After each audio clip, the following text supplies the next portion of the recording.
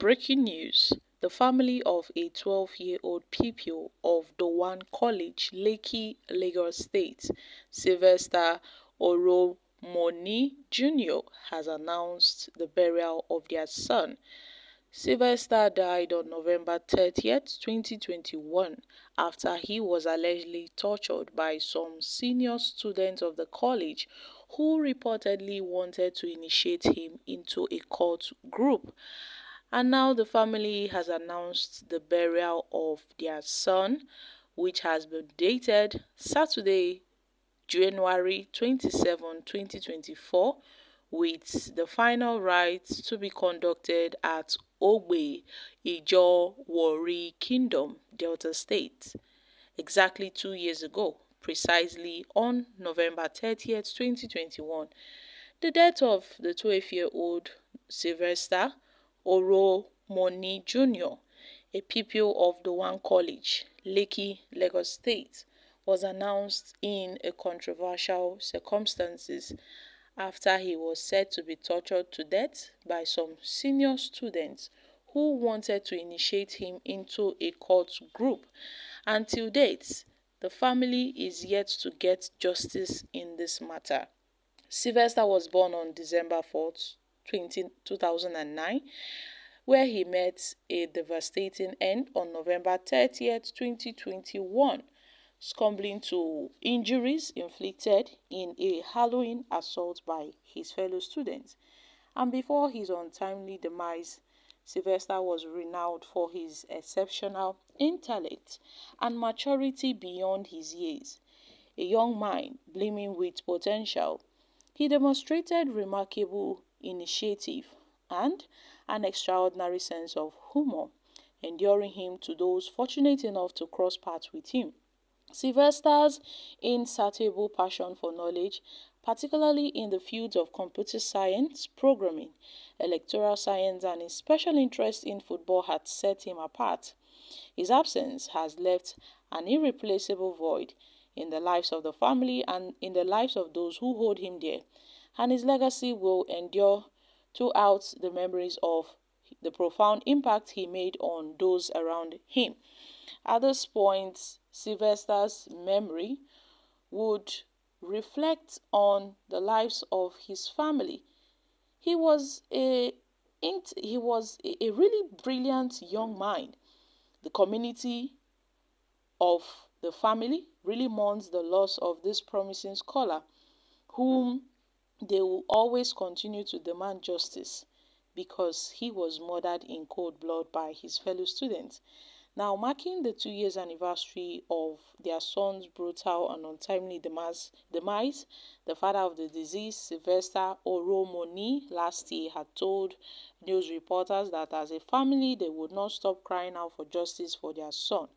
He added that he was compelled to take a step to seek justice, and as the father of the deceased, he cannot be tired nor discouraged from pursuing justice, as he has promised his son to get justice, even if it takes 30 years to achieve it. On Thursday, November 30th, 2023, I beg your pardon, makes it 2 years since the demise of Christopher, and you would be shocked as his body is still in the morgue and yet to be buried. May the soul of Sylvester Oromoni Jr. rest in peace, guys. This is really, really unfortunate.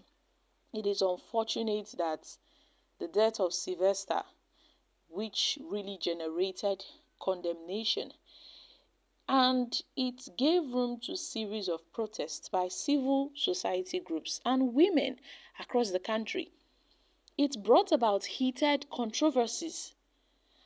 And upon all this stuff, it is even yet to yield any positive results.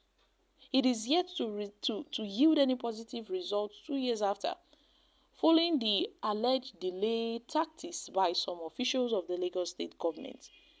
But the family has vowed, however, to pursue the case of their late son to a logical conclusion, no matter how long it takes for them to get justice for him. It is so sad that irrespective of how this boy was gruesomely murdered, they are yet to get justice for Christopher. May his soul rest in peace. I am still in shock that this boy has been in the morgue for a long time. 2 years after, Christopher is yet to be buried. It is so sad. My thoughts and prayers for the Oromoni family, our greatest sympathies goes to the family. I really hope they get the justice they deserve. Nigerians have sympathized with the family, yet we are yet to hold those responsible for his death. It's obvious that they cannot get justice from the Nigerian judicial system. Maybe they ought to look for justice elsewhere, but not this system, because at this point, we don't know what to say. Justice has not prevailed. What is happening in Nigeria? Is it that the family should better go into the traditional institution to get justice?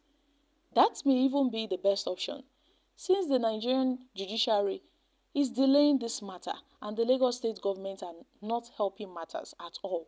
Remember the young lady that was killed in this BRT bus in Lagos.